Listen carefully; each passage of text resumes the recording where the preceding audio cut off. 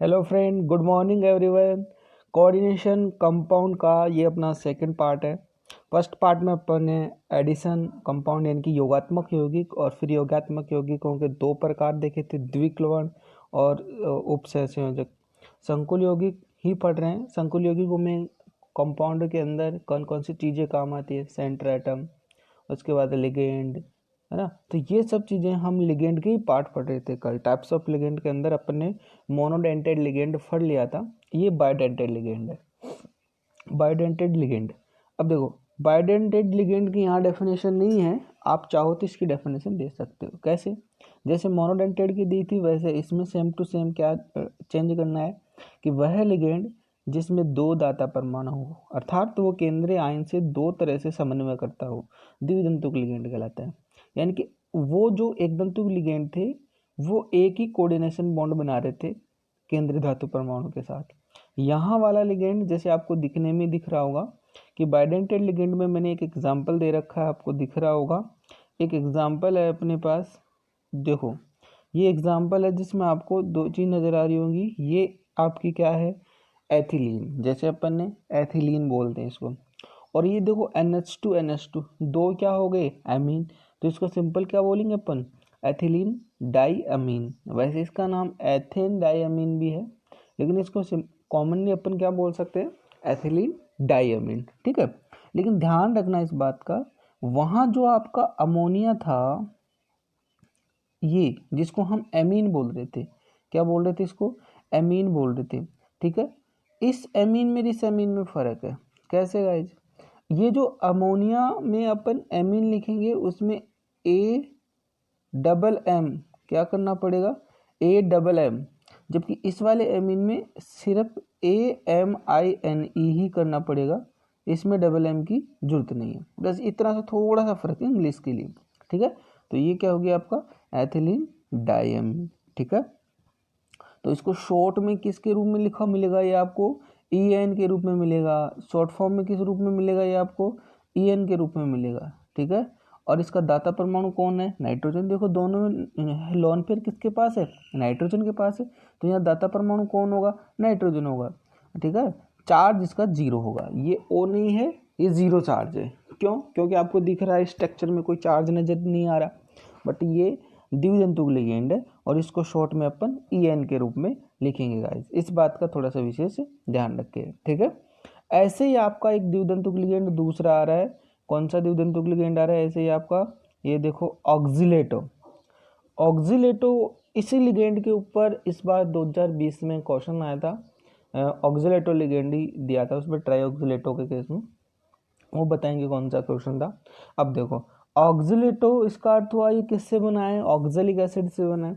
Oxalic acid के फॉर्मूले में पता है यहाँ से 2H+ रिमूव हो गए हैं, 2H+ गायब हो गए, बाकी तो ये ऑक्जेलिक एसिड ही था, ठीक है। तो अब आपको ऑक्जेलिक एसिड में से 2H+ चले गए तो आपको दोनों ऑक्सीजन के ऊपर माइनस चार्ज नजर आ रहा है, ठीक है। तो यहाँ पे दाता परमाणु कौन होंगे, दाता परमाणु ये जो ऑक्सीजन दिख रहा है, ये वाला ऑक्सीजन, ये यहाँ पे दाता परमाणु का रोल निभाएंगे, ठीक है। ये एक दाता परमाणु होगा, दूसरा दाता परमाणु ये होगा, यानी कि दो डोनर एटम है, इसलिए तो इसको हम द्विदंतुक लिगेंड बोल रहे हैं, ठीक है। यहाँ पे आपका ऑक्जिलेटो को शॉर्ट फॉर्म में OX के रूप में लिखेंगे। किस रूप में लिखेंगे, OX के रूप में लिखेंगे। अच्छा, इसका जो इस बार लिखा हुआ जो रूप आया था सिंपल C2O4 -2, C2O4 -2, इस रूप में भी ये आपको लिखा हुआ मिल सकता है, क्योंकि ये तो इसकी ओपन स्ट्रक्चर थी। ये इसका जैसे फॉर्मूला होता है C2O4 -2, दिस इज ऑक्जिलेटो, ठीक है।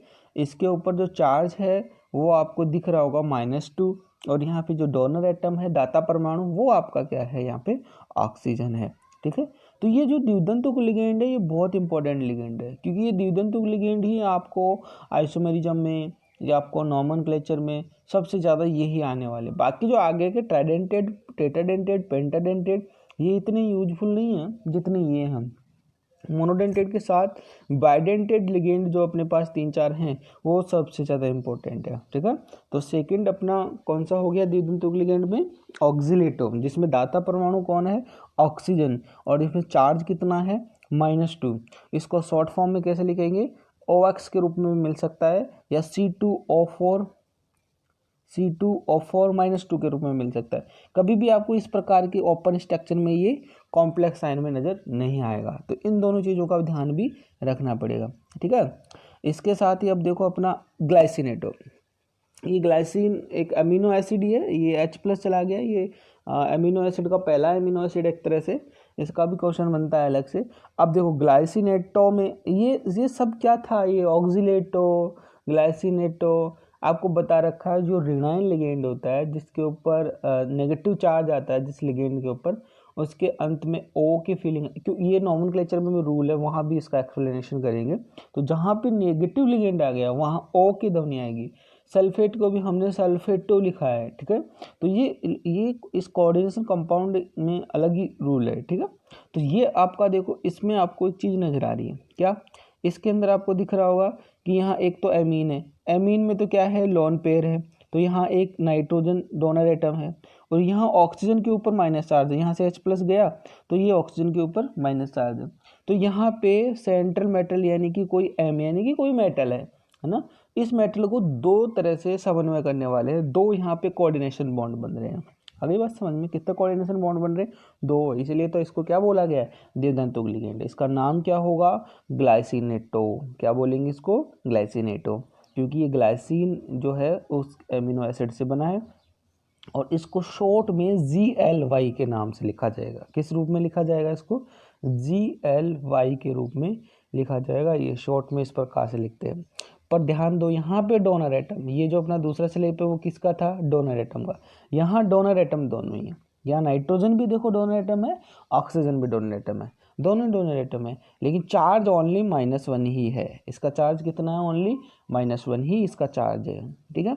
तो ये अपने पास सिलेबस में 3 इम्पोर्टेंट बाइडेंटेड लिगेंड है। बाइडेंटेड लिगेंड में इसके अलावा ACAC और DMG भी आता है, वो भी अगर एग्जाम्पल में आएंगे तो उनका एग्जाम्पल भी देंगे, ठीक है। तो ये आपके बाइडेंटेड लिगेंड हैं अपने पास। उसके बाद देखो फिर आता है आपके पास ट्राइडेंटेड लिगेंड। कौन आ गया, ट्राइडेंटेड लिगेंड। डेफिनेशन बार बार लिखने की जरूरत ही नहीं है, आप समझ गए ट्राइडेंटेड लिगेंड की डेफिनेशन क्या होगी। क्या होगी, ट्राइडेंटेड लिगेंड की परिभाषा होगी वह लिगेंड जिसमें 3 दाता परमाणु हो और केंद्रीय धातु आयन से 3 तरह से या 3 अलग अलग दिशाओं से कोऑर्डिनेशन करे, यानी कि 3 कोऑर्डिनेशन बॉन्ड बनाए। अब धीरे धीरे समझ गए दाता परमाणु का क्या खेल है ना। तो उप सहसंयोजक बंध बनाने की जो संख्या है वही आपका क्या है, दाता परमाणु है, ठीक है। अब आपका जो आ गया ट्राइडेंटेड लिगेंड में। ट्राइडेंटेड लिगेंड में देखो गाइस, यहाँ पे ट्राइडेंटेड लिगेंड के अंदर आपका नाम दिख रहा होगा, यहाँ पे ये डाई एथिलीन ट्राईअमीन। देखो इसमें हमने हमारे पास जैसे वो एक था अपने पास एथिलीन डाईअमीन, यहाँ आपको एथिलीन कितने नज़र आ रहे हैं, 2 एथिलीन नज़र आ रहे हैं, ठीक है।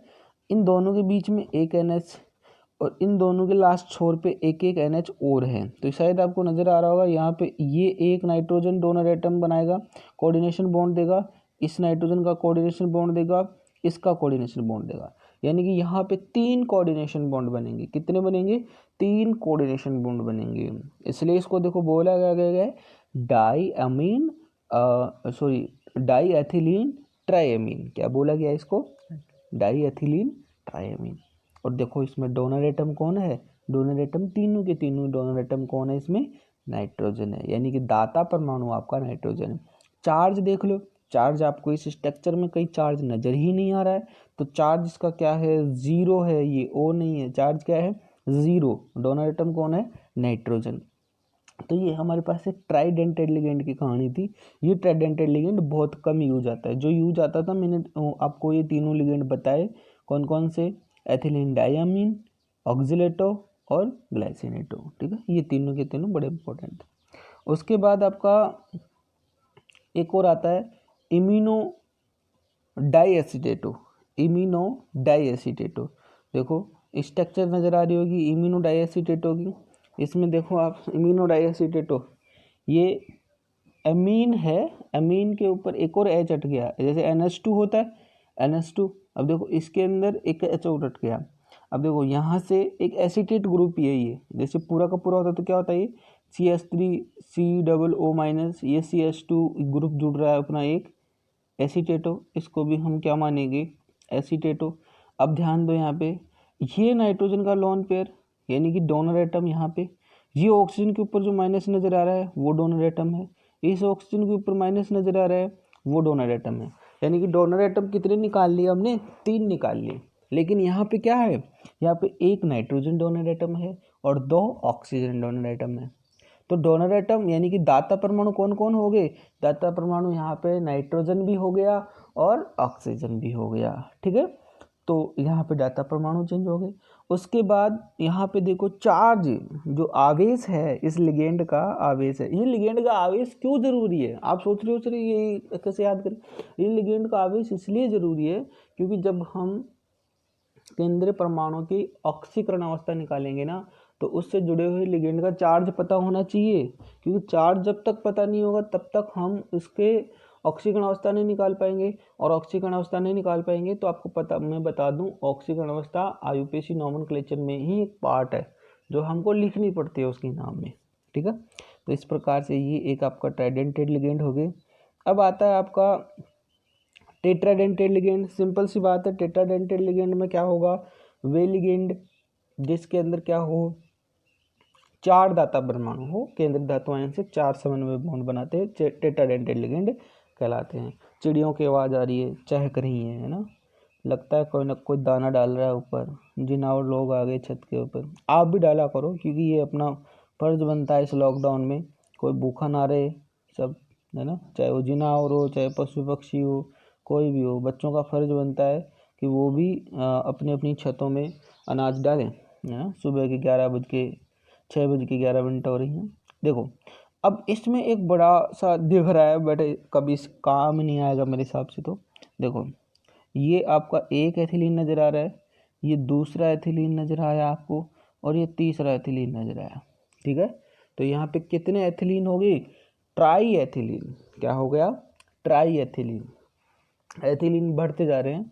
एमीन देखो, ये एक एमीन NH2, इधर दूसरा वाला एमीन NH2, इधर यहाँ से एक नाइट्रोजन के पास और इधर एक और नाइट्रोजन है, यानी कि यहाँ पे आपको आप क्या बोलोगे, ट्राई एथिलीन टेट्रामीन, क्या बोलना पड़ेगा, ट्राई एथिलीन टेट्रामीन। और आपको दिख रहा होगा कि जो मैंने स्ट्रक्चर बनाई है उस स्ट्रक्चर के अंदर आपको 4 दाता परमाणु नजर आ रहे हैं, इसलिए हम इसको टेट्राडेंटेड लिगेंड के नाम से जाना जाता है। नाम क्या हो गया इसका, नाम हो गया इसका ट्राई एथिलीन टेट्रामीन। देखो ऐसे इस प्रकार से थोड़ा सा इसको टुकड़ों में देखोगे तो ये स्ट्रक्चर भी कोई ज़्यादा खास बड़ी नहीं रहेगी, ठीक है। दाता परमाणु यहाँ पे सारे के सारे नाइट्रोजन ही हैं, और चार्ज देखो कोई चार्ज नहीं आ रहा हमको, ये लॉन पेयर के कारण कोई चार्ज वार्ज नहीं होता है, क्योंकि लिगेंड के ऊपर कोई पहले से विद्यमान कोई चार्ज ही नहीं है ना। तो यहाँ पे चार्ज क्या हो गया, 0 हो गया, ठीक है। इसी प्रकार एक और टेट्राडेंटेड लिगेंड है नाइट्रिलो ट्राई एसीटेटो।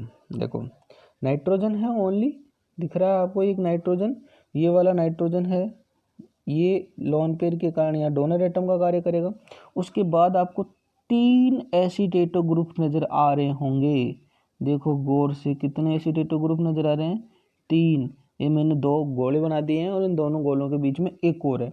अब आपको ऑक्सीजन के ऊपर माइनस चार्ज नज़र आ रहा होगा, आ रहा है, तो ये 3 ये वाले लिगेंड बन गए, कुल मिला के एक ये वाला लिगेंड, 4 यहाँ पे दाता परमाणु है, तो इसलिए इसको टेट्राडेंटेड लिगेंड कहा गया है। ये केंद्रीय परमाणु से 4 समन्वय बनाएगा, यानी कि 4 बॉन्ड बनाएगा।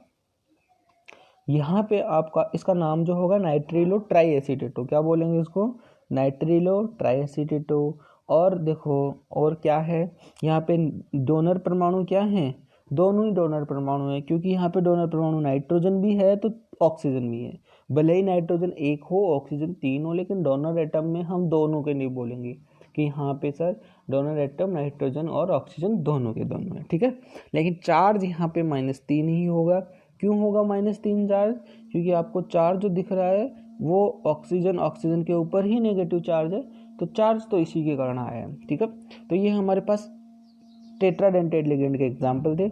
अब एक एग्जांपल अपने पास ओनली मात्र वन पीस हमारे पास क्या है, पेंटाडेंटेड लिगेंड के। पेंटाडेंटेड लिगेंड की डेफिनेशन आप समझ ही गए, डेफिनेशन क्या होगी, ऐसे लिगेंड जिनके पास 5 दाता परमाणु होते हैं, ठीक है, और जो बॉन्ड बनाएंगे तो आपको पता है किससे बनेंगे। अब देखो इसका नाम थोड़ा से पेंटाडेंटेड और हेक्साडेंटेड एक जैसे ही हैं, इनको समझ लेना है, इसकी स्ट्रक्चर को जान लेना है, ये इतना इनका देखो कैसे क्या क्रेज रहेगा। अब देखो एक बार आप सिंपल फॉर्म में इसका जो नाम है वो कैसे पढ़ा है, EDTA-3 और EDTA-4 हेक्साडेंटेड लिगेंड के लिए आएगा। अब देखो पहले तो देखो यहाँ आपको क्या नज़र आ रहा है, एथिलीन, क्या नज़र आ रहा है, ये एथिलीन नज़र आ रहा है, ठीक है, एथिलीन ओनली फॉर, बीच में देखो आप क्या नज़र आया, एथिलीन, ठीक है।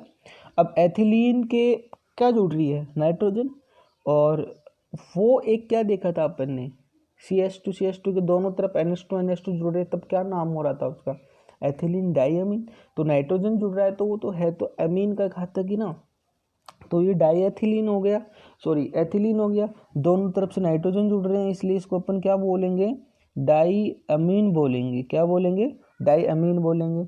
अब देखो इसके पास कितने एसीटेटो ग्रुप जुड़ रहे हैं, है तो ये एसीटेट ही, लेकिन ये अपना है क्या है, मैंने बताया ना, जैसे जहाँ ऋणात्मक लिगेंड आता है हमको एसीटेटो बोलना पड़ता है, ठीक है। तो यहाँ पे ये आपके, ये देखो मैंने 3 गोले इधर कर दिए, तो ये देखो कितने हो गए, ये ऑक्सीजन का जो माइनस चार्ज है वो दाता परमाणु है, ये दाता परमाणु है, इधर वाला ऑक्सीजन ये दाता परमाणु है।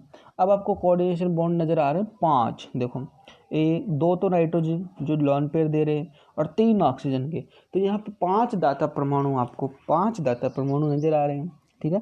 तो नाम तो देखो इसको बड़ा दिख रहा है, लेकिन इसको टुकड़ों में याद कर सकते हैं आप, इसको बोलेंगे ओनली एथिलीन, फिर इन दोनों नाइट्रोजन को बोलेंगे डाइअमीन, और फिर ये 3 एसिडेटो ग्रुप हैं तो एसिटेट, लेकिन कोऑर्डिनेशन केमिस्ट्री का क्या रूल है, नेगेटिव लिगेंड जहाँ आता है उसको कुछ भी हो लास्ट में प्रोनाउंसिएशन क्या होना चाहिए, ओ की ध्वनि निकलनी चाहिए, ये नेगेटिव लिगेंडों के केस में होता है, ठीक है। तो इसका नाम क्या हो गया, एथिलीन डाइअमीन ट्राइएसिटेटो, शॉर्ट में इसको EDTA-3, क्योंकि इसका चार्ज क्या है -3, क्योंकि 3 ऑक्सीजन के ऊपर एक एक माइनस चार्ज है, -3 इसका चार्ज है, और डोनर एटम कौन है, दोनों हैं, नाइट्रोजन भी है और ऑक्सीजन भी है, और चार्ज कितना है -3 है, ठीक है। नाम क्या है, ये नाम आएगा, ये स्ट्रक्चर कम आएगी, ये नाम आएगा आपका, ज़्यादा से ज़्यादा इस नाम का फुल फॉर्म पूछ सकते हैं, ठीक है, EDTA-3, यानी कि EDTA जो है आपका, ई का मतलब है एथिलीन डाई, है ना, और ट्राई एसीटेटो, एथिलीन डाइअमीन ट्राई एसीटेटो, इसका जो नाम पड़ेगा अपना। ऐसे ही अपने पास लास्ट प्रकार का एक और लिगेंड है जो हेक्साडेंटेड लिगेंड है, क्या है, हेक्साडेंटेड लिगेंड, यानी कि षटदंतुक लिगेंड, यानी कि इस लिगेंड के पास ये अकेला ही काम कर देता है, इसके होते हुए किसी की जरूरत नहीं पड़ती, ये कोऑर्डिनेशन कंपाउंड का मैक्सिमम कोऑर्डिनेशन बॉन्ड बनाता है, ये 6 दाता परमाणु बनाता है, एक ही लिगेंड है, इसका नाम एक ही लिगेंड है, लेकिन ये अकेला लिगेंड ही कितने बॉन्ड बनाता है, ये 6 कोऑर्डिनेशन बॉन्ड बना देता है ये लिगेंड, इसकी ये खास बात है, ठीक है। तो परिभाषा आप बता दोगे कि वह लिगेंड, और ये इकलौता एग्जाम्पल है कि वह लिगेंड जो केंद्रीय धातु परमाणु के साथ 6 कोऑर्डिनेशन बॉन्ड बनाता है, षटदंतुक लिगेंड कहलाता है, ठीक है। और इसका जीवता जागता इकलौता एग्जाम्पल है षटदंतुक लिगेंड का, कौन सा वाला, ये देखो EDTA-4, इसमें भी अभी आपने जो पेंटाडेंटेड लिगेंड देखा उसकी तरह ही है, देखो सेम वही क्या आ गया आपका, एथिलीन आ गया, फिर वही 2 एमीन, इसलिए इसको हम एथिलीन डाइअमीन बोल दिए। वहाँ पे एसीटेटो ग्रुप कितने थे, 3, यहाँ पे एसीटेटो ग्रुप कितने नजर आ रहे हैं आपको, 4, देखो यहाँ पे 2 इधर हैं और 2 एसीटेटो ग्रुप इधर हैं, तो यहाँ एसीटेटो ग्रुप कितने नजर आ रहे हैं, 4। देखो यहाँ पे ऑक्सीजन का जो माइनस चार्ज है वो डोनर एटम, ये वाला माइनस चार्ज डोनर एटम, ये डोनर एटम ऑक्सीजन, ये डोनर एटम ऑक्सीजन, ठीक है। तो यहाँ पे डोनर एटम कितने हो गए, 6 हो गए, इसीलिए तो इसको क्या बोला जा रहा है, षटदंतुक लिगेंड बोला जा रहा है, ठीक है। तो अब इसका नाम भी क्या है, वैसे फुल फॉर्म नाम तो इसका एथिलीन डाइअमीन टेट्रा एसीटेटो है, क्या है, टेट्रा एसीटेटो, बट इसका शॉर्ट फॉर्म में क्या बोलेंगे, EDTA, और EDTA वही फुल फॉर्म होगी एथिलीन डाइअमीन टेट्रा एसीटेटो। देखो वहाँ ट्राई एसीटेटो के लिए T था, यहाँ टेट्रा के लिए भी T आता है, ठीक है। फर्क इतना ही है, अगर माइनस चार्ज आ रहा है -3 चार्ज आ रहा है तो पेंटाडेंटेड है, और -4 चार्ज आ रहा है तो हेक्साडेंटेड लिगेंड है। ठीक है, तो इसमें भी डोनर एटम कौन है, दोनों ही है, नाइट्रोजन और ऑक्सीजन, लेकिन चार्ज यहाँ पे -4 हो रहा है, और वो माइनस चार्ज क्यों हो रहा है 4, वो आपको समझ में आ गया है। तो इस प्रकार से हमारे पास हमने मोनोडेंटेड लिगेंड से लेके हेक्साडेंटेड लिगेंड तक 6 दंतुक प्रकार के लिगेंड तक हमने लिगेंडों के टाइप्स देखे। लेकिन अब इन्हीं लिगेंडों में कुछ टाइप डिफरेंट टाइप भी हैं। डिफरेंट टाइप मतलब कुछ अलग से कैटेगरी में इनको क्लासिफाई किया गया है। जैसे कि आपको नीचे एक नज़र आ रहा होगा, लिगेंड का फॉर्मेट है, वो किस नाम से जाना जा रहा है, आपके पास दिख रहा होगा आपको, एम्बाइडेंटेड लिगेंड। देखो इसका आप हिंदी में भी नाम लिख लो, एम्बाइडेंटेड लिगेंड का मतलब है उभय दंतुक लिगेंड। क्या बोलेंगे इसको, उभय दंतुक लिगेंड। क्या नाम देंगे इसका, उभय दंतुक लिगेंड। ठीक है, एम्बाइडेंटेड लिगेंड उभय दंतुक लिगेंड का ये तात्पर्य होता है, यानी कि सिंपल सुनो आप इसके बारे में एक बार, इसकी परिभाषा बाद में लिख रही है पीडीएफ में, कि है तो ये एक दंतुक लिगेंड ही, लेकिन इनकी खास बात ये है कि इनके अंदर 2 दाता परमाणु होते हैं। जो डोनर एटम होते हैं वो 2 होते हैं, लेकिन खास बात ये और है कि उन दोनों दाता परमाणुओं में से केंद्रीय धातु आयन के साथ जो समन्वय करेगा वो एक साथ दोनों नहीं कर सकते, एक ही कर सकता है। और ऐसे एग्जाम्पल मैंने आपको मोनोडेंटेड के जब एग्जाम्पल दे रहा था तब मैंने याद भी दिलाया था आपको। अब फिर से देखो इनमें क्या सिस्टम है कि ऐसे एक दंतुक लिगेंड, यानी कि इनमें देखो सीधा लिख रखा है, इनमें 2 दाता परमाणु होते हैं, परंतु एक समय में एक ही दाता परमाणु धातु आयन से उपसंयोजक बंध बना सकता है। ये इसकी उभय दंतुक की, क्या आप हिंदी में लिख सकते हो एक बार इसको, उभय दंतुक लिगेंड, साथ में ब्रैकेट में लिख लेना यहाँ पे, जैसे आप नोट्स इसकी जो बना रहे हो उसके आगे इसको ब्रैकेट में उभय दंतुक लिगेंड पे लिख लेना। ठीक है, अब देखो NO2 है अपना, NO2 में देखो, NO2 को अगर अपन इस प्रकार से लिखते हैं ONO, तो यहाँ पे जो आपका क्या बोलते हैं उसको, डोनर एटम है, दाता परमाणु है, यहाँ पे दाता परमाणु इस प्रकार के स्ट्रक्चर में दाता परमाणु होगा आपका कौन, ऑक्सीजन होगा जो M को बॉन्ड दे रहा है। ठीक है, तो यहाँ पे डोनर एटम जब O है, देखो मैंने नाइट्राइटो, इसको क्या बोलेंगे, नाइट्राइटो, और डोनर एटम बीच में जो O लिखा है उसका मतलब है दाता परमाणु आपका कौन है, ऑक्सीजन है। देन इसी प्रकार आप इसकी स्ट्रक्चर कुछ इस प्रकार से बना देते हो। ये देखो, ये वाला जो यहाँ पे आपको ये नाइट्रोजन और ऑक्सीजन के बीच में उपसंयोजक बंध ही नजर आ रहा है, लेकिन ये केंद्रीय धातु परमाणु से नहीं बना रहा है, ये इस लिगेंड का इंटरनल मामला है। ठीक है, ये इस लिगेंड का इंटरनल मामला है। तो आप ये मत सोचना कि सर ये भी तो कोऑर्डिनेशन बॉन्ड बन रहा है, यहाँ पे कोऑर्डिनेशन बॉन्ड सिर्फ एक ही है जो नाइट्रोजन से एम यानी कि मेटल से बना हुआ है। ठीक है, कोई भी धातु परमाणु से ये कोऑर्डिनेशन बॉन्ड बन रहा है, वो जो N और O के बीच में उपसंयोजक बॉन्ड है वो आपका केंद्रीय धातु आयन से नहीं बन रहा, ये तो इस लिगेंड का इंटरनल मामला है। ठीक है, तो यहाँ पे अगर डोनर एटम यहाँ नाइट्रोजन रोल निभा रहा है तो इसका मतलब हो गया ये नाइट्रो, यहाँ पे डोनर एटम कौन होगा, नाइट्रो। तो देखो चीज एक ही थी हमारे पास NO2, लेकिन इनकी स्ट्रक्चर बेस थी, वो लिखने का तरीका था। यानी कि इनमें खास बात क्या थी कि यहाँ पे नाइट्रोजन भी डोनर एटम का कार्य कर सकता है, ऑक्सीजन भी डोनर एटम का काम कर सकता है। इसलिए ऐसे लिगेंड जिसमें इस प्रकार की क्वालिटी होती है, और ये खासकर मोनोडेंटेड लिगेंड में ही होती है ज़्यादातर, तो ये इस प्रकार के जो मोनोडेंटेड लिगेंड होते हैं उनको हम उभय दंतुक लिगेंड के नाम से जाने जाते हैं। क्या नाम बोलेंगे, उभय दंतुक लिगेंड। ठीक है, तो इस प्रकार के ये जो लिगेंड होते हैं, उसका और भी एक एग्जांपल है आपके पास, देखो CN भी आपको पता है, ये एक तरह से अगर ये CN है तो CN में आपको पता है, यहाँ CN के अंदर आपका दाता परमाणु कौन है, CN के अंदर दाता परमाणु C है, क्योंकि मेटल से कौन बॉन्ड बना रहा है, उपसंयोजक बॉन्ड कौन बना रहा है, C बना रहा है, कार्बन बना रहा है, तो दाता परमाणु कौन होगा, कार्बन होगा, है ना। जो साइनाइड अपना फॉर्म होता है इसको अपन लिखने में साइनो लिखेंगे, क्या लिखेंगे इसको, साइनो। इस प्रकार इसका जस्ट एक तरह से आइसोमेरिज्म का पार्ट हो गया। तो आप इसको क्या बोलोगे, NC में दाता परमाणु कौन होता है, नाइट्रोजन। तो इसलिए इसको देखो आइसोसाइना बोलेंगे, नाम भी चेंज हो गया, डोनर एटम भी चेंज हो गया, लेकिन किसके जनक है, ये सब CN है, मतलब है तो CN ही, वो भी CN ही, ये भी CN ही, इसमें भी एक कार्बन एक नाइट्रोजन, इसमें भी एक कार्बन एक नाइट्रोजन। लेकिन फ़र्क क्या था उभयधातुक लिगेंड की डेफिनेशन के अकॉर्डिंग, कि ऐसे लिगेंड जिनमें 2 दाता परमाणु होते हैं परंतु एक समय में केवल केंद्रीय धातु आयन से एक ही डोनर एटम एक्टिव होता है या एक ही डोनर एटम उपसंयोजक बंध का निर्माण कर सकता है, ये आपके उभयधातुक लिगेंड के अंदर आता है। इसी प्रकार कुछ और एग्जाम्पल हैं उभयधातुक लिगेंड के जो आपको नज़र आ रहे होंगे। देखो ये आपका जो है ये SCN है, S का मतलब यहाँ सल्फर आ गया, जैसे कि आपको नॉमेनक्लेचर में बता रखा है कि इसको हम थायो वर्ड से इस्तेमाल करते हैं, तो यहाँ पे थायोसाइनेटो बोलेंगे, इसको क्या बोलेंगे, थायोसाइनेटो।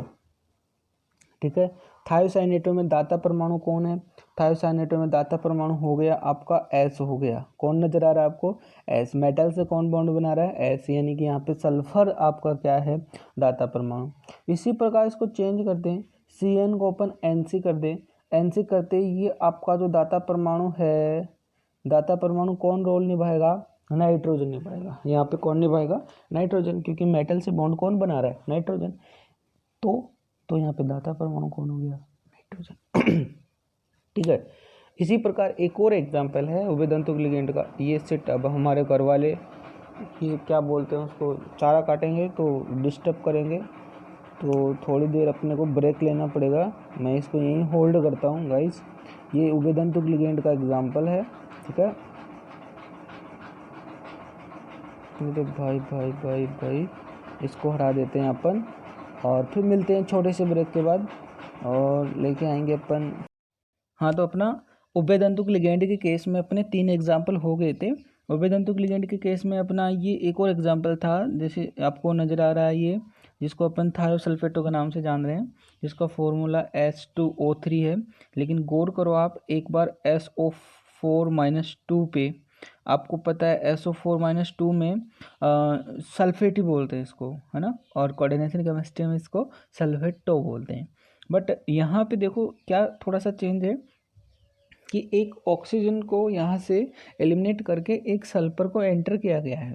ठीक है, तो उस एक्स्ट्रा सल्फर के कारण ही हम इसको क्या बोल रहे हैं, सल्फेटोल, मतलब थायो वर्ड लगा लिया इसको, था भाई एसल, जैसे अपने अल्कोहल में एस आ जाता है थायो अल्कोहल बोल देते हैं, थायो ईथर बोल देते हैं। इसी प्रकार से एक एस एक्स्ट्रा आने के कारण इसको हम थायो सल्फेटो बोलेंगे, और इसका फॉर्मूला क्या है, एक ऑक्सीजन कम और सल्फर ज़्यादा, यानी कि SO4 की बजाय ये क्या हो जाएगा, H2O3, थायोसल्फेटो के केस में ये इसका नाम हो गया। अब यहाँ पे बात फिर से समझने लायक क्या है कि देखो ये यहाँ पे थायोसल्फेटो S है और यहाँ पे थायोसल्फेटो O है। फ़र्क इतना सा है कि इसके अंदर यहाँ पे मेटल से कौन बॉन्ड बना रहा है, आपका सल्फर बना रहा है, तो आपका थायोसल्फेटो S, यानी कि डोनर एटम कौन है, S। और इसमें एग्जाम्पल में आपका मेटल से बॉन्ड कौन बना रहा है, ऑक्सीजन, तो यहाँ पे आपका डोनर एटम कौन हो गया, ऑक्सीजन। ये अलग बात है कि सर ऑक्सीजन से सल्फर भी एक बॉन्ड बना रहा है, नहीं नहीं, ये मेटल से नहीं बना रहा, ये इस लिगेंड का इंटरनल मामला है। ठीक है, इधर तो ऐसे सल्फर से सल्फर भी कोऑर्डिनेशन बॉन्ड बना रहा है, बॉन्ड तो ये भी कोऑर्डिनेशन ही है, लेकिन ये कोऑर्डिनेशन बॉन्ड जो है वो लिगेंड सेंट्रल मेटल एटम यानी कि धातु से नहीं बना रहा, यानी कि ये तो इस लिगेंड का इंटरनल मामला है। तो इस प्रकार से हमारे पास ये भी 2 उभयधातुक लिगेंड होते हैं। अब जो नया टॉपिक आता है अपना गाइस, वो होता है किलेट लिगेंड, है ना। किलेट लिगेंड का टॉपिक जो अपना नया आ रहा है, उसमें आप एक चीज़ समझ सकते हो क्या, किलेट लिगेंड के अंदर आपको बता दूं मैं, किलेट लिगेंड को अपन देखो हिंदी में भी लिख लेना इसको, ये किलेट लिगेंड है। देखो इसकी डेफिनेशन समझो कि आप किसी चीज़ को ऐसे पंजे में पकड़ो चारों तरफ से, तो वो एक उसकी पकड़ मजबूती से होती है, और ऐसे अपन ऐसे चारों तरफ से कोई किधर से अंगुली लगा रहा है, कोई किधर से अंगुली कर रहा है, कोई किधर से अंगुली कर, तो आपको पता है वो चीज़ें स्टेबिलिटी में नहीं आती हैं, है ना।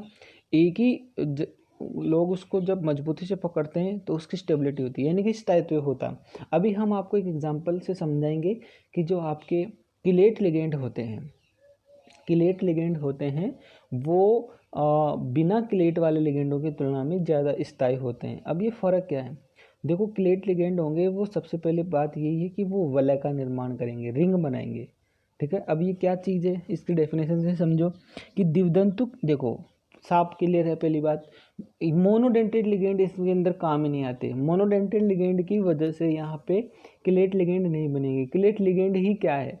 क्लेट लिगेंड का एक्चुअल में अर्थ ये है कि लिगेंड केंद्रीय धातु आयन के साथ जो वलय बना रहा है वो ही एक तरह से क्लेट लिगेंड है ना। तो डेफिनेशन में एक दंतुक लिगेंड नहीं आएगा।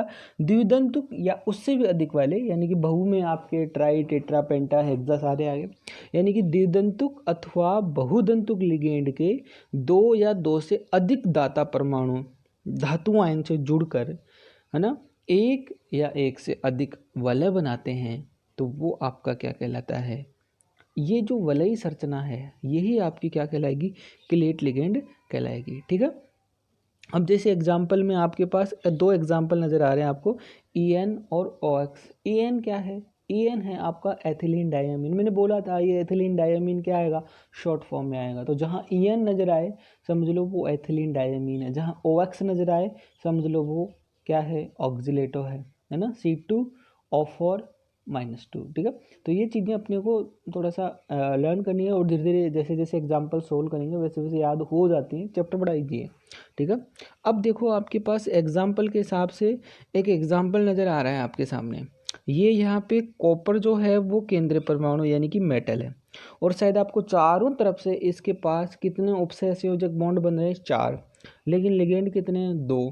यानी कि यहाँ पे 2 जो लिगेंड हैं वो क्या हैं? द्विदंतुक लिगेंड है।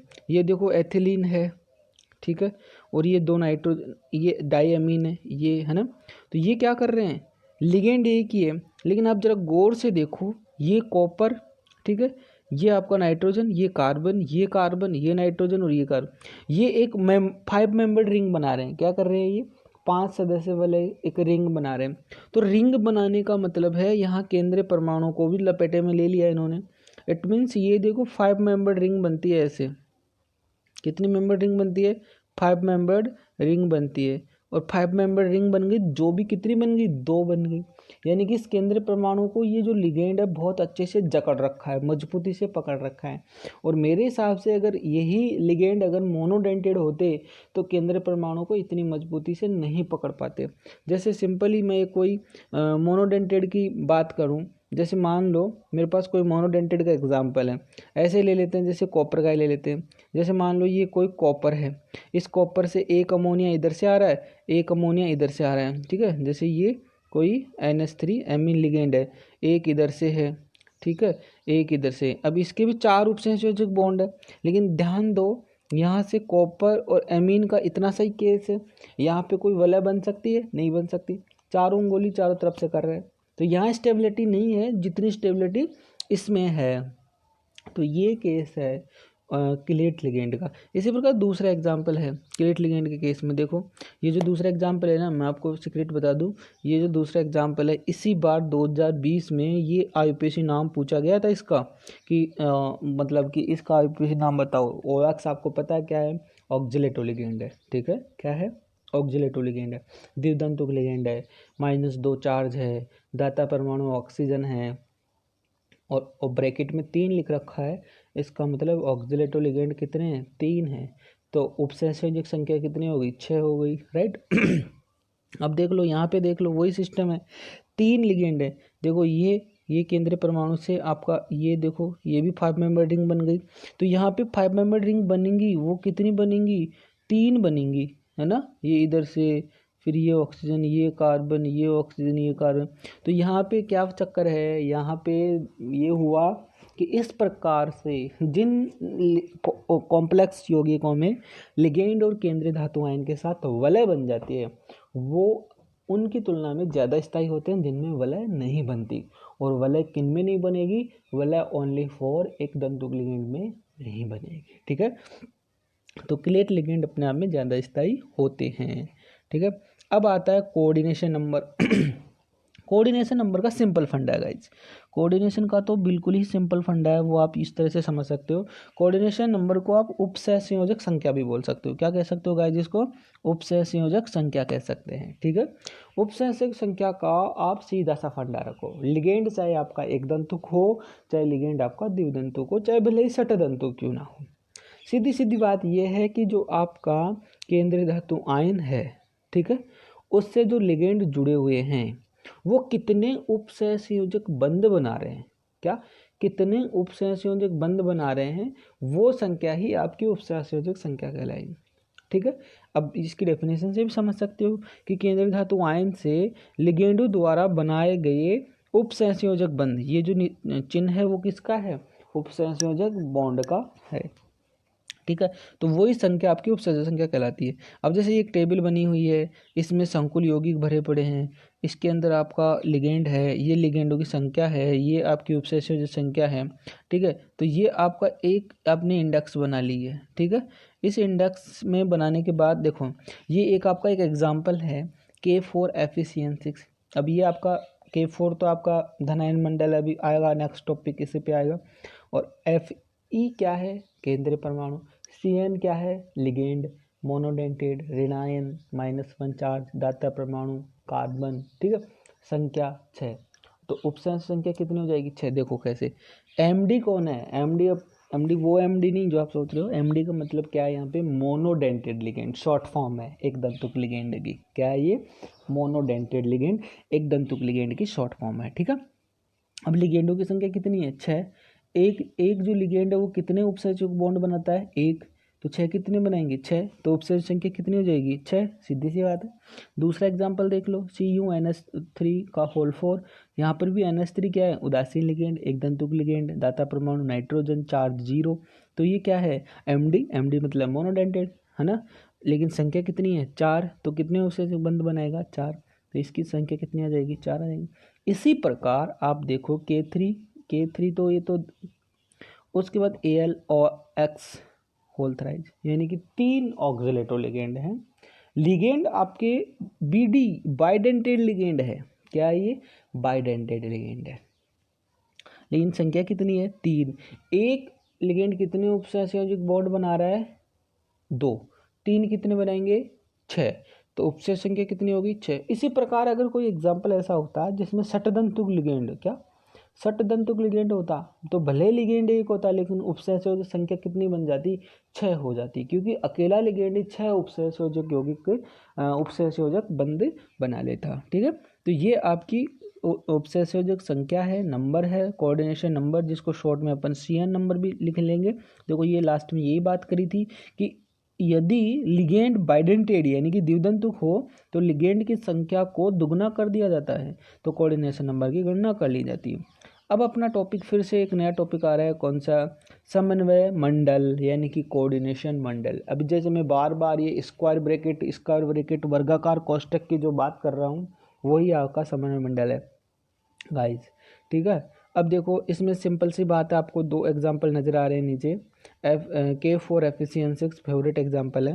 इसके अंदर ये जो स्क्वायर ब्रैकेट के अंदर जो चीज़ लिख रखी है वो ही समन्वय मंडल है।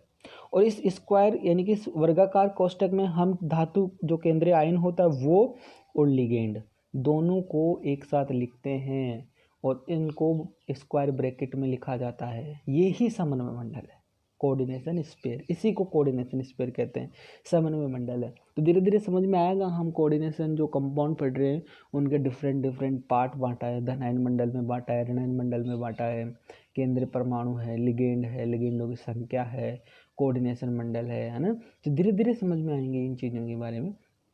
तो अभी यहाँ पे आपका एक आयनिक मंडल है, ये जो K4 है वो आयन मंडल है, ये जो स्क्वायर ब्रैकेट है वो समन्वय मंडल है। यहाँ पर भी ये जो स्क्वायर ब्रैकेट में जो मैंने गोला किया है वो एक आपका क्या है, समन्वय मंडल। जो Cl है वो आयन मंडल है, भले ही वो ऋणायन मंडल हो। यहाँ इधर जो पोटेशियम है वो भी आयन मंडल है, भले ही ये धनायन मंडल हो। अब समझ में आ जाएगा ऋणायन धनायन भी क्या क्या फंडा है। इसकी डेफिनेशन देखो, केंद्रीय धातु परमाणु या आयन से जुड़े लिगेंडों को एक साथ वर्गाकार कोष्ठक में, दिख रहा है वर्गाकार कोष्ठक में लिखते हैं एवं इस वर्गाकार कोष्ठक को ही हम समन्वय मंडल कहते हैं। और इसके बाहर आयनीकृत होने वाला जो समूह है वो आयन मंडल कहलाएगा। आयनीकृत मतलब जब इस संकुल यौगिक को हम वाटर में डिसोल्व करेंगे तो यहाँ पे कोई ना कोई आयनित होगा। अब देखो इस पहले वाले एग्जाम्पल में जो आयनित होगा वो जो K4 है, 4 पोटेशियम है, वो चारों अलग अलग 4 K+ देंगे अपने को। तो ये डिजोल्व होगा, ये आपका आयन मंडल है। इधर से ये Cl है, ये Cl आयन मंडल है। अब पोटेशियम जो है उसको अपन धनायन मंडल के नाम से जानते हैं क्योंकि ये पहले आ रहा है लेफ्ट में, और जो Cl है उसको अपन ऋणायन मंडल के नाम से भी जाने जाते हैं क्योंकि ये राइट में आ रहा है ना। तो ये अपना पास हो गया समन्वय मंडल, कोऑर्डिनेशन स्फीयर की भी हमने यहाँ पे चर्चा की है, ठीक है। तो कोऑर्डिनेशन स्फीयर में इस प्रकार से हमने काफ़ी चीज़ों की चर्चा की है। अब आपका जो और एक और बच रहा है इसके अंदर पार्ट, ऐसे तो चैप्टर में अपन अभी नोमेनक्लेचर किया ही कहाँ है, ठीक है। तो इसके अंदर देखो अब अपना आता है समन्वय बहुफलक, है ना। ये जो आपके मल्टीपल फेस होते हैं इसके कोऑर्डिनेशन के, वो क्या चीज़ है देखो, इसके बारे में आपने वेस्ट पर थोड़ी पढ़ी है केमिकल बॉन्डिंग में 11th के चौथे चैप्टर में, उसमें आपने काफ़ी चीज़ें ऐसी पढ़ रखी है। वही चीज़ें हैं इसके अंदर कि कितने आपके जो बॉन्ड होते हैं वहाँ पे भी आपके कोऑर्डिनेशन, वो कोवेलेंट बॉन्ड थे, सहसंयोजक बनते, यहाँ पे कोऑर्डिनेशन, बॉन्ड तो बॉन्ड होता है, ठीक है। उस बॉन्ड के आधार पर हम इनकी जो ज्योमेट्री है, आकृति है, उसकी बात करते हैं। किसकी बात करते हैं? इनकी आकृति की बात करते हैं। तो केंद्रीय परमाणु या आयन से सीधे जुड़े लिगेंडों की समूह की जो द्विक व्यवस्था है, द्विक स्थान की जो व्यवस्था है, वो आपका समन्वय बहुफलक कहलाता है। ये इसके डेफिनेशन है, ठीक है। अब इसकी डेफिनेशन आपने कर ली है। अब बात यहाँ पे देखो, ये एक अष्टफलकीय लिगेंड है गाइस। क्या है? अष्टफलक लिगेंड है। अब आप सोच रहे हो कि सर इसमें लिगेंड तो 6 है, फलक अष्ट कैसे हो गई, ठीक है। ये अपना क्यूब नहीं बना, ये अष्टफलक जो है वो क्यूब शेप से थोड़ा सा डिफरेंट नज़र आ रहा है आपको। देखो यहाँ पे जैसे अपना कमरा होता है वो शायद आपको 6 फलक की नज़र आ रही है, लेकिन ये कमरा दूसरे टाइप का है। जैसे आपकी जो छत है वो छत थोड़ी सी वी शेप में है, तो इसकी हम उस समय इसकी 2 फलक काउंट करते हैं। और जैसे है ना, जैसे नहीं आता छपरे टाइप में, तो वो एक ही फेस नहीं, वो 2 फेस काम आ जाती हैं क्योंकि उसके अंदर जो बीच का सेंटर पार्ट है उसके अंदर भी कोई ना कोई लिगेंड विद्यमान है। तो आपको शायद नज़र आ रही, देखो मैं वैसे गिना काउंट करवा देता हूँ मैं आपको। देखो कैसे, जैसे ये एक तो इस मेटल से ये वाला, एक ये वाला, एक ये वाला, ये ठीक है, यानी कि ये वर्गाकार बन गए 4, ठीक है। उसके साथ में ये और ये अलग अलग काउंट होंगे, ये और ये अलग अलग काउंट होंगे। तो कुल मिला के इसको अपन अष्टफलक का नाम देते हैं, ऑक्टाहेड्रल बोलते हैं इसको। इसी प्रकार चतुष्फलकीय में sp3 हाइब्रिडाइजेशन आता है, चतुष्फलकीय बन जाता है, ठीक है। sp3 क्या होता है? ये sp3 जब हाइब्रिडाइजेशन होगा तब, जब कोई मतलब इंटरनल नहीं होंगे यहाँ पे लिगेंड, अपना 4 उपसंयोजक बॉन्ड होंगे, है ना, तब वो उसकी अलग बात है। पी ब्लॉक में sp3 होते हुए चतुष्फल के नहीं होता, कभी कभार लॉन पेयर के कारण, वो उनकी अलग बात है। जबकि यहाँ अष्टफल के अंदर, अष्टफल ऑक्टाहेड्रल में जो हाइब्रिडाइजेशन होता है वो sp3d2 भी होता है और d2 sp3 भी होता है। ये ऐसे ऐसे संकरण अभी देखेंगे अपन, ठीक है। तो ये दोनों टाइप में ही आपका ये अष्टफल के आएगा। उसके बाद देखो आपने यहाँ पे वर्गाकार देखा रहा है, वर्गाकार समतलीय बहुफलक, इसमें ये DSP2 का एग्जाम्पल आएगा अपने पास, इस बार भी आए थे एग्जाम्पल में, एग्जाम 2020 में। तो यहाँ पे ये वर्गाकार समतल नज़र आ रहा है, मेटल बीच में और 4 लिगेंड जुड़े हुए हैं। और त्रिकोणीय द्विपिरामिड जहाँ पे sp3d का एग्जाम्पल आता है, जहाँ पे 5 समन्वय मंडल होते हैं, तो उस टाइप के एग्जाम्पल आएंगे जो आप PCl5 वगैरह का देखते हो sp3d के केस में, त्रिकोणीय द्विपिरामिड के केस में, ठीक है। उसके बाद आपके पास यहाँ पर और एग्जाम्पल हैं कुछ जो आपको पास नज़र आते हैं, उनमें भी 5 ही लिगेंड होते हैं। देखो ये भी 5 का ही एग्जाम्पल है, 5 के एग्जाम्पल हैं, लेकिन देखो यहाँ पे व्यवस्था कुछ इस प्रकार है, जैसे आपने पढ़े हो ना, जहाँ पे एक लॉन पेयर भी साथ में आता है sp3d2 ही होता है, और ये इस प्रकार का वर्गाकार द्विपिरामिड शेप बना रहा है, ठीक है।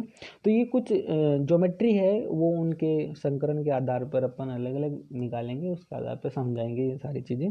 अच्छा, अब कुछ आपको यहाँ पे द्विदंतु लिगेंड के और एग्जाम्पल नज़र आ रहे हैं। मैंने बोला था वहाँ पे इसी पार्ट के अंदर आगे कुछ और भी एग्जाम्पल जरूरत पड़ेंगे तो देंगे, तो कुछ एग्जाम्पल थे ये DMG और AC के एग्जाम्पल थे, डाईमिथाइल ग्लाइकोजिनेटो, ठीक है। तो ये उसका एग्जाम्पल है, ये भी द्विदंतु लिगेंड है, बाइडेंटेड लिगेंड है। और ये AC आपका जो है वो भी बाइडेंटेड लिगेंड है, ठीक है। DMG भी यहाँ पे दे रखा है। ठीक है, तो ये आपके कुछ और एग्जाम्पल थे, नज़र आ रहे थे, तो मैंने ड्रॉ किया है ना, काम आ जाएंगे कभी कभार। ठीक है, तो इस प्रकार से अपन इन चीज़ों को यहाँ पे ऐड के रखा है। ठीक है, अब अपन आगे चलते हैं। एक नया छोटा सा टॉपिक और अपना आया है। क्या है? होमोलैप्टिक तथा हेट्रोलैप्टिक संकुल। देखो, होमो मतलब और हिट्रो का मतलब कई बार देखे हमने, समांगी विषमांगी। समांगी, होमोलैप्टिक का मतलब है समांगी। समांगी का सीधा सीधा तात्पर्य हुआ है कि इस प्रकार के लिगेंड में, इस प्रकार के उपसैसेज यौगिक में केवल एक ही प्रकार का लिगेंड होता है, भले ही चाहे वो द्विदंतुक हो, कोई इशू नहीं है उसका, लेकिन एक ही प्रकार का लिगेंड होता है। जैसे ये कोबाल्ट के साथ NH3 का होल 6 है, तो इसमें 6 के 6 लिगेंड केवल NH3 हैं। अगले एग्जाम्पल में देखोगे तो दोनों लिगेंड क्या हैं आपके? EN ही है, एक ही लिगेंड है। इसमें देखो 6 के 6 लिगेंड CN ही है, यानी कि समन्वय मंडल में केंद्रीय धातु परमाणु से जुड़ने वाले लिगेंड सारे एक जैसे हैं, एक जैसे सारे समान हैं, तो होमोलैप्टिक। हेट्रोलैप्टिक क्या होगा? हेट्रो मतलब विषम, यानी कि यहाँ पे देखो आपको इसमें दो या दो से अधिक प्रकार के लिगेंड जुड़े हुए होंगे। लिगेंड सारे समान नहीं होंगे, लिगेंड अलग अलग हो सकते हैं। कम से कम 2 प्रकार के तो होंगे, 3 प्रकार के भी हो सकते हैं, 4 प्रकार के भी हो सकते हैं। वो जब जाएगा किस में? हेट्रोलैप्टिक लिगेंड में जाएगा गाइज। किसके अंदर जाएगा? हेट्रोलैप्टिक लिगेंड में। तो यहाँ पे देखो आपको क्रोमियम केंद्र परमाणु है, EN है और Cl है। क्लोरिडो और आपका एथिलीन डायमीन अलग अलग प्रकार के लिगेंड है, यानी कि एक ही केंद्रीय परमाणु से अलग अलग प्रकार के लिगेंड जुड़े हुए हैं। ये जुनाव इतने क्यों चाय चूँ कर रहे हैं? दाना नहीं डालेगे भाई आज आपने। ठीक है, अगला एग्जाम्पल देख लो आपका PTNH3Cl4। ठीक है, तो PTNH3Cl4 यहाँ पर भी NH3 और Cl 2 प्रकार के अलग अलग लिगेंड है, तो ये भी हेट्रोलैप्टिक एग्जाम्पल में चला जाएगा। यानी कि इन संकुल यौगिकों को हमने अलग अलग चीज़ों में बांटा है कि हेट्रोलैप्टिक और होमोलैप्टिक, है ना, और कुछ नहीं है इन चीज़ों के केस में। फिर देखो अगला अपनी बार मस्त वाला टॉपिक जो है वो क्या था? केंद्रीय धातु परमाणु की ऑक्सीकरण संख्या। केंद्रीय धातु परमाणु की ऑक्सीकरण संख्या कैसे निकाले? ये सब फंडा इसी चक्कर से किया है हमने। अब तक जो सारे लिगेंड पढ़े हैं, उनका आवेश पढ़ा है, ये सब किस चक्कर में पढ़ा है? इसका ऑक्सीकरण अवस्था निकालने के लिए। और मैंने बताया था आपको कि ऑक्सीकरण अवस्था ही अपना उपसंयोजक जो नाम लिखते हैं IUPAC, उसका ही पार्ट है ना। उसकी ऑक्सीकरण अंक को भी हमको IUPAC के पार्ट में लिखना पड़ता है गाइस। ठीक है, तो देखो क्या है, केंद्रीय धातु परमाणु के से अन्य सभी परमाणु अणु या आयनों को पृथक कर लेने के पश्चात शेष आवेश की संख्या धातु परमाणु की ऑक्सीकरण संख्या कहलाती है। ठीक है, जैसे एक एग्जांपल है अपने पास, जीवता जागता एग्जांपल, ये बहुत एग्जांपल काम आता है। ठीक है, K4FeCN6। अब देखो इन सब को अलग अलग कर लो। अब केंद्रीय परमाणु कौन है? केंद्रीय परमाणु यहाँ पे आयरन है, तो जिसको निकालना होता है उसके लिए आपको बता रखा है ऑक्सीकरण अंक निकालने की विधियों में कि जिसको अपने की ऑक्सीकरण अवस्था निकालनी होती है उसको हम क्या मान लेते हैं? X मान लेते हैं। ठीक है, तो यहाँ पे कैसे निकालेंगे ऑक्सीकरण अवस्था? देखो ऑक्सीकरण अवस्था यहाँ निकालने के लिए क्या करना पड़ेगा अपने को? इसमें देखो पोटेशियम है, पोटेशियम का कितना होता है? S block.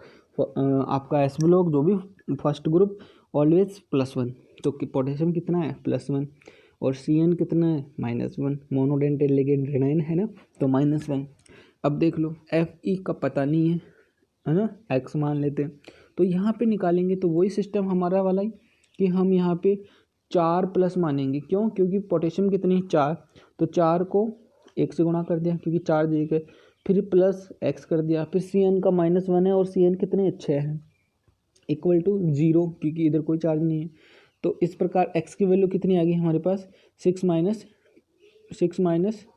4, यानी कि 6 - 4 कितना आ जाएगा हमारे पास? +2 आ जाएगी। कितनी आ जाएगी? +2 आ जाएगी। तो यहाँ पे केंद्रीय परमाणु की ऑक्सीकरण अवस्था कितनी नजर आएगी आपके पास? +2 नजर आएगी। ठीक है, तो ये ऑक्सीकरण अवस्था आ गई आपके केंद्रीय परमाणु की, x की वैल्यू +2, यानी कि आयरन की ऑक्सीकरण अवस्था +2। इस प्रकार से ऑक्सीकरण अवस्था को निकालते हैं। तो यहाँ Fe की ऑक्सीकरण अवस्था कितनी होगी, +2। देन इसी प्रकार एक और एग्जाम्पल लिया आपने, ये एग्जाम्पल वो एग्जाम्पल था, वो था होमोलैप्टिक का, ये एग्जाम्पल है हेट्रोलैप्टिक का। क्यों? क्योंकि इसमें 2 प्रकार के लिगेंड आ गए, NH3 भी आ गया और NO2 भी आ गया। ठीक है, तो हम इसकी एग्जाम्पल की भी अपन क्या कर सकते हैं, इस एग्जाम्पल के केस में भी हम इसका ऑक्सीकरण अवस्था निकाल सकते हैं। यहाँ पे कोबाल्ट का निकालना है, क्योंकि यहाँ पे केंद्रीय परमाणु कौन है, कोबाल्ट है। NH3 का ऑक्सीकरण अवस्था 0 होता है, उदासीन लिगेंड है गाइस, क्या है, उदासीन लिगेंड है। और आपका NO2 है वो -1 है, और Cl भी -1 है। भले ही वो लिगेंड नहीं है, अभी लिगेंड नहीं है, लिगेंड होता तो इस समन्वय मंडल इस ब्रैकेट में आता, अभी वो ऋणायन मंडल में गया है ना, अभी लिगेंड नहीं है, लेकिन चार्ज तो लिखना पड़ेगा ना। जैसे इधर पोटेशियम का लिखा तो इधर इसका भी तो लिखना पड़ेगा, चार्ज तो इंक्लूड करना पड़ेगा ना, क्योंकि जब ये छोड़ के जाएगा तो उसके ऊपर +2 नहीं आएगा, तो चार्ज तो लिखना पड़ेगा। तो क्या करना पड़ेगा, अब देखो कोबाल्ट का x मान लिया, NH3 का 0 और NO2 का -1, Cl का -1। अब सब निकाल लो, देखो x +5 × 0 यानी कि 0 +-1, ठीक है, और फिर उसके बाद +-2, तो माइनस के कितने हो गए, 3, वो उधर जाएंगे, कितने हो जाएंगे, प्लस के 3। तो कोबाल्ट की ऑक्सीकरण अवस्था कितनी आ गई, +3 ऑक्सीकरण अवस्था आ गई है। अब ऑक्सीकरण अवस्था निकालने के ये आपके कुछ फंडे थे। अब आप सोच रहे हो सर हम ऑक्सीकरण अवस्था कैसे निकालेंगे, ये मैंने 2 एग्जाम्पल बता दिए। अब जो ढेर सारे एग्जाम्पल जिनके आपको नाम भी लिखने हैं, हालांकि नाम लिखने के रूल अपन अगले पार्ट में बताएंगे। अब नाम लिखने के रूल में इतना ज़्यादा होगा ही नहीं, अब तो छोटा सा टॉपिक बच गया, क्योंकि इतने सारी चीज़ें कर ली। तो बस IUPAC के रूल देखने हैं, क्योंकि ये एक तरह से रूल के पार्ट चल रहे थे। अब कोऑर्डिनेशन कंपाउंडों के नाम कैसे लिखते हैं, है ना, ऑक्सीकरण अवस्था, ये सब रूल है इनके। अब एग्जाम्पल आ गए, ये एग्जाम्पल नाम तो आप लिखोगे, लेकिन फिलहाल आपको नाम नहीं लिखना। ये जो लिस्ट है जो मैं शो कर रहा हूँ, ये कुछ संकुल यौगिक हैं, इनके IUPAC नाम लिखो। तो ये आपके लिए IUPAC नाम नहीं है, ये आज का टॉपिक आपके लिए इतना ही है कि इनकी आप ऑक्सीकरण अवस्था निकालो। क्या निकालो, इनकी आप ऑक्सीकरण अवस्था निकालो, ऑक्सीकरण अवस्था OS, ऑक्सीडेशन स्टेट, है ना, क्या निकालनी है आपको। ये जितने भी एग्जाम्पल मैं यहाँ शो कर रहा हूँ उनकी क्या निकालनी है आपको, ये देखो 7-8 एग्जाम्पल आ गए, इनकी ऑक्सीकरण अवस्था निकालनी है। ठीक है, यहाँ आप इनको लिख सकते हो आराम से। ठीक है, उसके बाद ये लो बड़े बड़े एग्जाम्पल, इनकी ऑक्सीकरण अवस्था निकालो, है ना। अच्छा, फिर दिक्कत ये आ रही है कि इनकी निकाल लो, आपको निकली हुई मिल गई है ना, यहाँ पे लिख रखा है। ठीक है, तो ट्राई करना कि ये कैसे आई, है ना, ताकि फिर अपन इनका IUPAC नाम लिखेंगे तो इतनी दिक्कत नहीं आएगी अपने को। ठीक है, तो ये सब चीज़ें हैं। तो आज के टॉपिक में फ़िलहाल इतना ही कि हमने इन चीज़ों का कहाँ तक पहुँच गए, हम इनका ऑक्सीकरण अवस्था कैसे निकालते हैं यहाँ तक अपन पूछ चुके हैं। अब कल अपन इनका कोऑर्डिनेशन कंपाउंडों का IUPAC नाम कैसे लिखा जाता है, इसके IUPAC नाम की विस्तृत चर्चा करेंगे। ठीक है, और काफ़ी सारे एग्जाम्पलों के IUPAC नाम भी लिखेंगे, फिर इसका अगला पार्ट देखेंगे। तो इस चैप्टर को बहुत जल्दी कर लेंगे, और जैसे कि बता रखा है आपको कि हम इस चैप्टर में 15-20 क्वेश्चन मल्टीपल चॉइस के छोटे क्वेश्चन जितने भी बनते हैं वो आपको बता के दिखाएंगे। ठीक है, तो थैंक यू सो मच। देखो, और ज़्यादा से ज़्यादा अपने जो स्टूडेंट हैं उनके पास शेयर करो, ताकि ये प्रॉपर क्लासेस चालू हो जाएं टाइम पे, और एक फिक्स शेड्यूल बनाओ कि हाँ इतने बजे से अपने को ये क्लासें लेनी है, देखनी है। और फिर आपको जो भी प्रॉब्लम आ रही है अपने व्हाट्सएप ग्रुप पे उसका स्क्रीनशॉट लो कि सर यहाँ पे आप क्या कहना चाहते थे, एक बार फिर से हमको बताया जाए, तो उसकी फिर अपन आगे चर्चा ग्रुप में करेंगे। तो ठीक है, thank you so much guys. देखो और इन नोट्सों को उतारो। Thank you.